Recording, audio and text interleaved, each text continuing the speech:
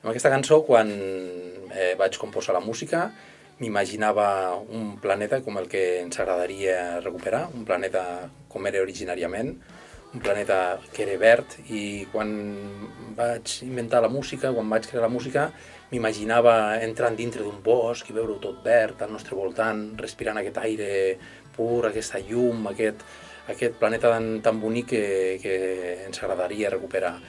La música és una música que va creixent, que es va obrint, és com si anessis entrant dintre d'un bosc i cada vegada vas descobrint les meravelles que té aquest planeta, els recursos que tenim, aquesta aigua neta, aquest verd, aquest cel, i és una música que el que intenta és això, comença molt suau i molt dolça i es va obrint cada vegada més. Tota la música es va enxamplant i cada vegada creix.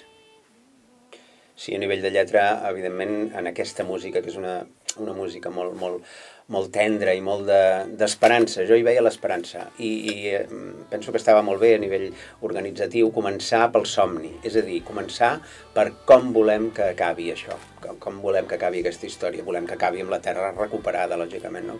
Que torni a ser la terra d'abans, la terra de llum, la terra pura, la terra verda, la terra on es pugui respirar, on es pugui viure, perquè és molt important, i em sembla que al llarg de tota la cantata hi és, que nosaltres vivim perquè tot el que hi ha al nostre voltant viu.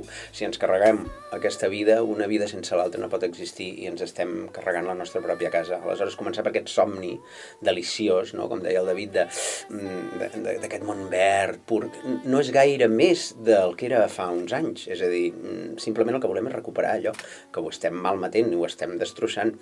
I tornar això a través d'aquesta il·lusió entre tots ho podem aconseguir, començar així, començar amb aquest cant d'esperança, penso que estava molt bé. I després parlarem dels problemes, però què volem? Volem recuperar la terra com era abans.